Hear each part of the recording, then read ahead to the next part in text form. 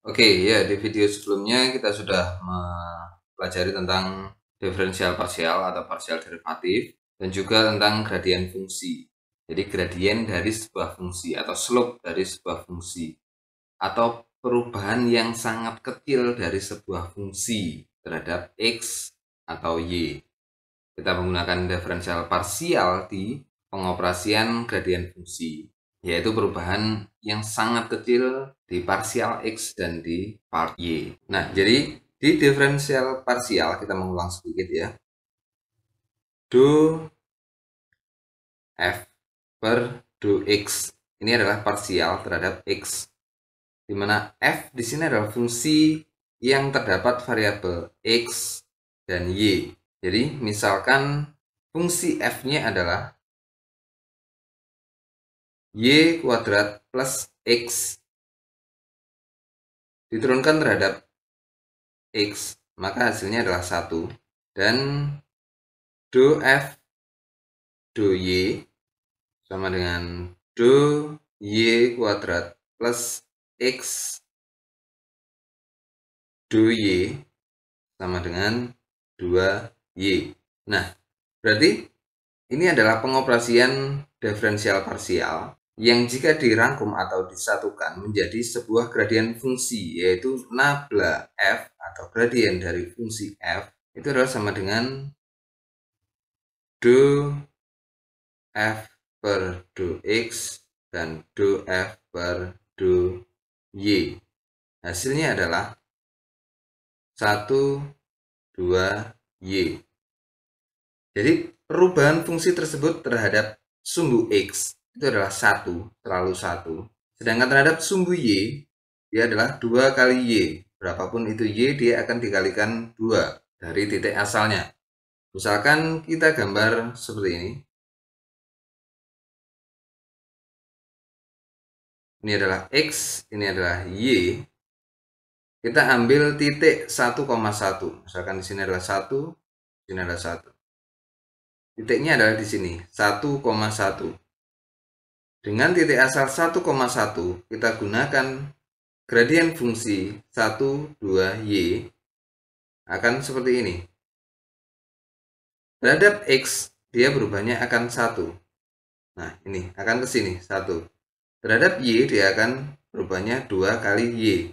Jika y-nya 1, maka dia akan berarti 2 kali 1 yaitu 2. Nah, dia di sini.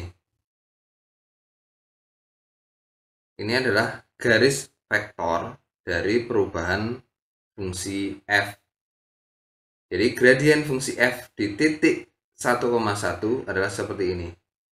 Panjang dari garis ini adalah menunjukkan kemiringan dari sebuah fungsi slope-nya. Jadi kemiringan dari slope-nya adalah panjang garis ini. Jika semakin panjang garisnya, maka dia berarti akan semakin curam. Jika semakin pendek, dia akan semakin landai. Seperti di video sebelumnya sudah dijelaskan. Nah, ini adalah perubahan yang sangat kecil terhadap x, juga terhadap y. Ini bukan berarti bahwa sepanjang dari 1 sampai 2 terhadap x ini dan 1 sampai 3, ini 3 ya. 1 sampai 3 adalah seperti ini, tidak. Tapi di titik asal ini arahnya adalah ke sana. Beda lagi jika dia ada di sini 1,2, dia akan berbeda lagi bentuk dari atau arah dari garis vektornya. Gambar garis ini tidak mewakili dari 1 sampai 2 dan 1 sampai 3 untuk y, tidak, tapi mewakili titik asal yaitu 1,1. Dia geser sedikit titik asalnya, dia akan berubah lagi, dia akan berbeda lagi arah dan panjang dari sebuah slope ini atau dari gradien fungsi ini. Oke, lalu ini adalah perubahan yang sangat kecil terhadap x dan juga perubahan yang sangat kecil terhadap y.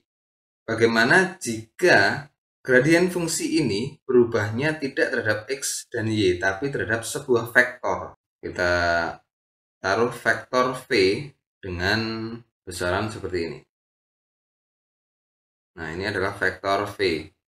Dengan komponen dari vektor v adalah 2, 1. Jadi 2 untuk X dan 1 untuk Y. Nah, tidak lagi terhadap X atau terhadap Y, tapi dia terhadap vektor V. Bagaimana perubahan fungsinya, bagaimana gradien fungsinya terhadap vektor V. Nah, karena sangat kecil, sama tadi terhadap X juga sangat kecil, terhadap Y juga sangat kecil, berarti perubahan di tiap V ini adalah sangat kecil, sangat kecil. Sangat kecil sekali, mendekati 0. Jadi kalau misalkan di sini adalah huruf H ya, H, ini sangat kecil dikalikan dengan V. Di mana H ini adalah mendekati 0. Tidak sama dengan 0, tapi mendekati 0. Mungkin 0,0001 dan seterusnya. Sangat-sangat kecil. Jadi bisa kita gunakan fungsi limit ya. Oke, jika dikali maka komponennya akan seperti ini. 2H, 1H. Dia mendekati 0 tapi tidak sama dengan 0. Oke, pengoperasian ini, karena ini H di sini adalah simbol. Simbol dari apa? Yang dilihat di sini adalah gradien fungsi. Gradien dari sebuah fungsi f. Gradien dari sebuah fungsi f yang sangat kecil terhadap p. Maka H di sini akan saya ganti, yaitu nabla f atau gradien fungsi f terhadap v, terhadap vektor v. Bukan ditulis di sini, tapi ditulis di sini. V sangat kecil di bawah nabla. Ini adalah simbol dari perubahan fungsi atau gradien dari sebuah fungsi di vektor V. Kita sebut ini adalah directional derivative atau directional derivative. Oke, simbol lainnya dari ini bisa seperti ini. D, V, D ini mungkin derivatif atau diferensial. F sama juga seperti ini. Do F per do V.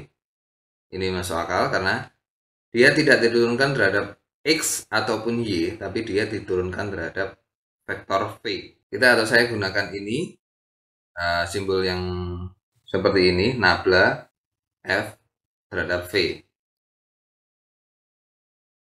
Maka ini kita ganti dengan diferensial parsial dari fungsi F di tiap-tiap sumbu X dan Y. Jadi akan seperti ini, 2 do F per do X dan 1 do F per do Y. Diferensial atau derivatif itu adalah merupakan perubahan yang sangat kecil dari sebuah F. Ini terhadap X dan ini terhadap Y. Lalu dikalikan dengan komponen dari vektor V.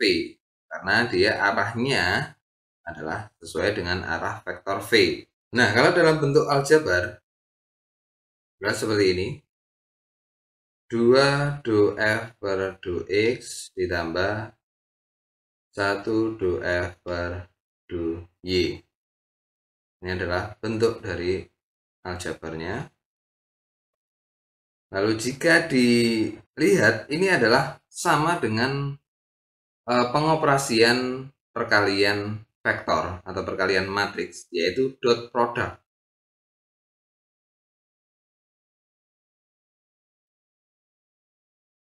Jadi 2 ini adalah komponen dari vektor V, 2 dan 1, lalu dot do F per do X dan do F per do Y. Ini adalah komponen dari gradien fungsi F. Nah, ini adalah sebuah perkalian dot atau dot product dari sebuah atau dua buah vektor. Nah, jika kita cari bentuk umumnya adalah seperti ini. Ini adalah komponen V, maka berarti di sini adalah vektor V. Dot di sini adalah gradien fungsi F. Bentuknya adalah seperti nabla. Nah, ternyata simbol dari nabla F terhadap V itu adalah sama dengan vektor V dot gradien fungsi F. Ini adalah bentuk umum dari directional derivative. Sekian videonya. Terima kasih.